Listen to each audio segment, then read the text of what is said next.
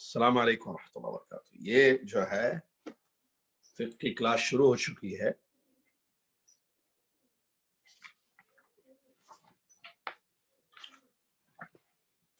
आपको याद होगा हमने पिछली क्लास में अदान के मुतालिक पढ़ा था, इकामत के बारे में भी, या इकामत नहीं होता है अदान। फिक्र की क्लास में हमने पढ़ा था कि अदान जो है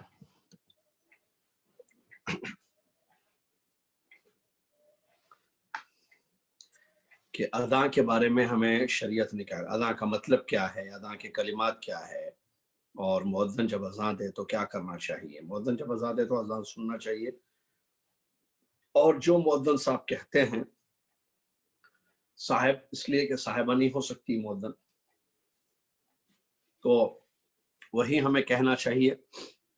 और उसके बाद जो है दुरूद पढ़ना चाहिए, जो दुरूद इब्राहिम के नाम से मशहूर है। उसके बाद दुआ पढ़नी चाहिए, जो कि हमने पढ़ा बताया था सही बुखारी में, जो अल्लाहुम्मा रब्बा हाज़िहि दावति ताम्मा वस्सलातिल क़ाइमा वाली दुआ। और अदान और इकामत के दरमियान दुआ कबूलियत का वक्त होता है। ये भी हमने हदीस में आपको बताया था, दुआ कबूलियत का वक्त होता है, यानी दुआ रद्द नहीं कर दी जाती। और उसके बाद है इकामत। इकामत का मतलब होता है खड़ा रहना। कोई नमाज, इकामत को इकामत से लेके नमाज खड़ी है, ये मतलब है। और वो भी इकामत का हक जो है इमाम का है। असल इमाम खुद इकामत दे सकता है, उसका ही हक है, लेकिन वो अगर किसी और को कहे तो वो और देंगे। आमतौर पर आपने देखा कि मुअज्जिन ही इकामत देते हैं, सही है, क्योंकि वो इमाम साहब की तरफ से उनको ऑर्डर होता है। सऊदी अरब में आपने देखा होगा बाज़ जगह इमाम खुद इकामत देते हैं, तो बाद लोगों को ताज्जुब होता है कि भाई इकामत ये क्यों कह रहे हैं। उनका हक है इकामत, वो मुअज्जिन को इशारा करते हैं तो मुअज्जिन देता है, वरना इमाम का हक है, वो इमाम की मर्जी हो। ठीक है, ये ज़हन में रखिए चीज़। इकामत के अल्फाज मारूफ है, ख़वातीन शायद नहीं जानती हों, लेकिन मर्दों को तो पता है, सबको जो जमात के साथ पढ़ते हैं सबको पढ़ना भी चाहिए नमाज। अल्लाहु अकबर, अशहदु अल्ला इलाहा इल्लल्लाह, अशहदु अन्ना मुहम्मदुर रसूलुल्लाह, या अलस सलाह या अलल फलाह, क़द क़ामतिस सलाह, क़द क़ामतिस सलाह, अल्लाहु अकबर, ला इलाहा इल्लल्लाह। इसमें तर्जुमा जो है वो कलमात अल्लाहु अकबर, अल्लाह सबसे बड़ा है 2 मरतबा, अशहदु ला इलाहा इल्लल्लाह 1 मरतबा, मैं गवाही देता हूँ कि अल्लाह के सिवा कोई सच्चा माबूद नहीं है, अशहदु अन्ना मुहम्मदुर रसूलुल्लाह 1 मरतबा, मैं गवाह हूँ कि मोहम्मद अल्लाह के रसूल हैं। हय्या अलस सलाह, आओ नमाज की तरफ, हय्या अलल फलाह, आओ कामयाबी की तरफ। दूसरे जो है क़द क़ामतिस सलाह, क़द क़ामतिस सलाह जो 2 मरतबा कहते हैं, इसका मतलब होता है कि नमाज खड़ी हो गई है, नमाज खड़ी हो गई है, ये इत्तला। अल्लाहु अकबर, अल्लाह सबसे बड़ा, अल्लाह से ला इलाहा इल्लल्लाह, अल्लाह के सिवा कोई सच्चा माबूद नहीं। चलिए, इसके बाद सुतरा। सुतरा मालूम है आपको? सुतरा पर्दे को कहते हैं, सितारे सतायर कहते हैं अभी। सुतरा आड़ को कहते हैं, आड़। तो पर्दे में क्या होता है कि भाई एक वो रहता है ना कि अंदर वाले बाहर नहीं देख सकते, बाहर वाले अंदर की चीज नहीं देख सकते, बीच में पर्दा होता है, उसको सुतरा कहते हैं। यहाँ सुतरे से मुराद क्या है? नमाज पढ़ने वाला, चाहे वो मर्द हो या औरत हो, घर में या मर्द मस्जिद में हो, वो अपनी सजदेगाह पर, जहां वो सजदा करते हैं, तो वहां पर कोई चीज नस्ब करें, कोई चीज रखें, कोई भी चीज, टेबल, कुर्सी, रिहाल, लकड़ी, कोई भी, एक बैग, एनीथिंग, ठीक है, रखें उसको, इसको कहते हैं सुतरा। बेहतर है कि ये इतनी ऊंची होनी चाहिए, 1 हाथ, बेहतर है कि वो इतनी ऊंची हो, लंबी, ठीक है, बेहतर है। नहीं हो तो लकीर भी मार सकते हैं, लेकिन हम लोग जैसे इतनी या उससे बड़ी कोई चीज हो, ठीक है।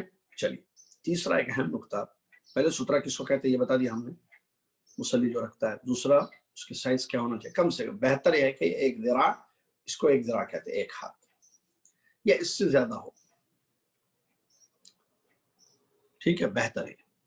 तीसरी चीज, इमाम का जो सुतरा है, वो इमाम का सुतरा मामूमीन का सुतरा है। इमाम मामूम मुक्तदी, मामूम को मुक्तदी बोलते हैं ना उर्दू में। امام کا سترہ مقتدیوں کا سترہ ہے. کیا مطلب؟ بھائی جماعت کے ساتھ نماز پڑھی، امام کے سامنے کوئی چیز ہونی چاہیے جو سترہ ہو، جیسے کرسی رکھ دیے، دیوار ہے، دیوار تو بڑی چیز ہے جیسے پڑھتے ہیں مسجدوں میں نماز، لیکن اگر اوپن پلیس پہ پڑھ رہے ہیں یا میدان میں پڑھ رہے ہیں تب امام کے سامنے کوئی چیز رکھنی چاہیے. کرسی لا کے رکھ دیے، یا عصا کسی کے پاس لکڑی تھی تو اس کو گاڑ دیا زمین. چلیے ہو گیا. اب یہ امام کا ہو گیا نا سترہ. پیچھے جو مقتدی ہیں، پیچھے صفیں ہیں نا مردوں کی نماز، تو کیا وہ بھی اپنے آگے جو ہے سب جو ہے سترے رکھیں گے؟ نہیں. امام کا سترہ، یہ قاعدہ یاد رکھیے، امام کا سترہ مقتدیوں کا بھی سترہ ہو جاتا ہے. چلیے پھر آگے بیان کرتے ہیں کہ جو ہے یحرم المرور امام المسلم الفد او امام اول المسلم منع المار. اگر کوئی، اب جیسے امام ہے، امام سترہ لگا کے سترہ رکھ کر نماز پڑھ رہا ہے، تو سترے کے پیچھے سے کسی کو گزرنا ہو تو گزر سکتے ہیں، لیکن امام اور سترے کے بیچ میں سے گزرنا حرام. امام اور سترے کے بیچ میں سے گزرنا حرام. سمجھ میں آ رہی نا بات؟ امام اور سترے کے بیچ میں سے گزرنا حرام ہے. چلیے اکیلا نماز پڑھ رہا ہے، جیسے سنتیں پڑھتے ہیں یا عورتیں گھر میں نماز اکیلے پڑھتی ہیں، تو ان کا بھی سترہ ہوگا، وہ سترہ رکھ کر پڑھیں گے. سترہ واجب ہے. پہلے سترے کا حکم معلوم ہے، مختصر انہوں نے بیان کیا کورس میں. یہاں پر سترہ واجب ہے، بغیر سترے کی نماز نہیں پڑھنی چاہیے. کیوں؟ نبی اسلام کی حدیث ہے، جب تم میں سے کوئی نماز پڑھو تو سترے کی طرف نماز پڑھو، مطلب سترہ رکھ کر نماز پڑھو. کوئی اکیلے نماز پڑھ رہا ہے، جیسے میں نے مثال دی کہ خواتین گھر میں یا مرد مسجد میں سنت پڑھ رہا ہے یا پڑھ رہا ہے، تو وہ کیا کریں گے؟ وہ بھی سترہ رکھیں گے. اب کسی کو گزرنا ہو تو سترے کے پیچھے سے گزرے. نماز پڑھنے والے اور سترے کے بیچ میں سے گزرنا حرام ہے.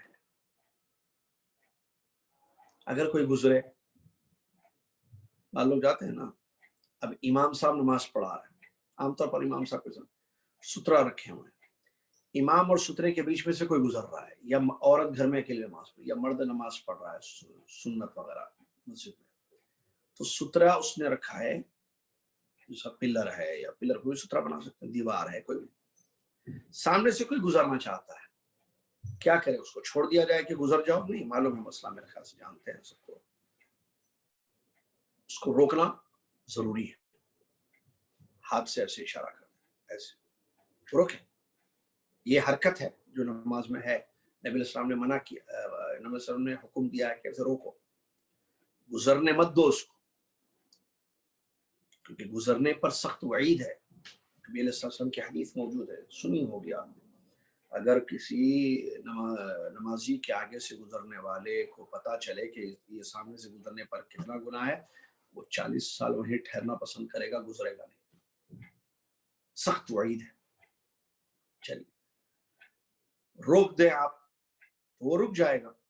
لیکن اگر کوئی ہوتا ہے نا شیطانی انسان، ابھی تھوڑی دیر پہلے جن کی کلاس میں یا عقیدے کی کلاس میں نے بتایا، شیطان کیا کہتے ہیں، جنوں میں شیطان ہوتا ہے، جنوں میں شیطان ہوتا ہے جو لوگوں کو ستاتے ہیں، ظلم کرتے ہیں، وسوسے ڈالتے ہیں.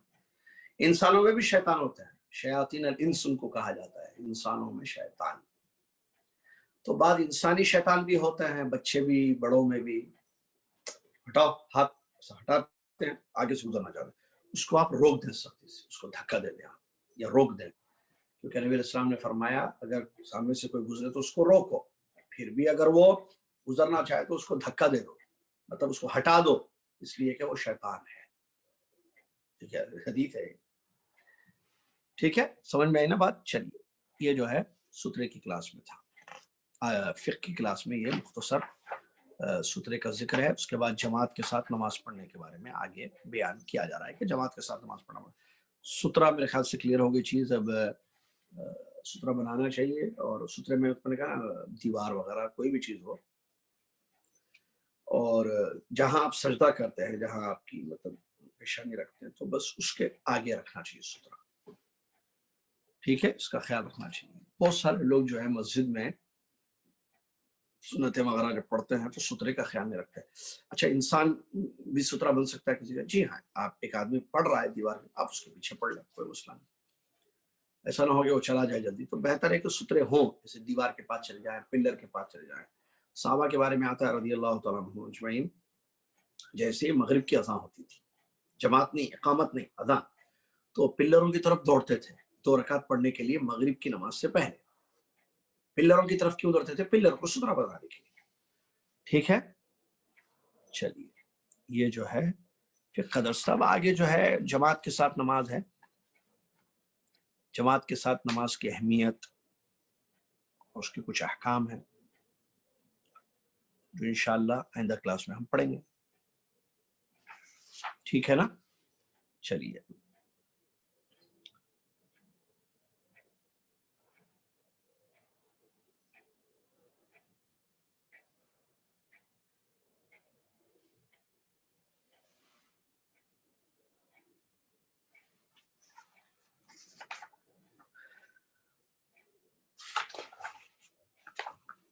وہ تھوڑا لمبا ہے جماعت کا، تو اس کے لیے وقت چاہیے، تو پھر بہتر ہے کہ ہم اس کو آئندہ کلاس کے لیے، آئندہ کلاس پوری اسی کے متعلق ہو جائے گی انشاءاللہ. اب حدیث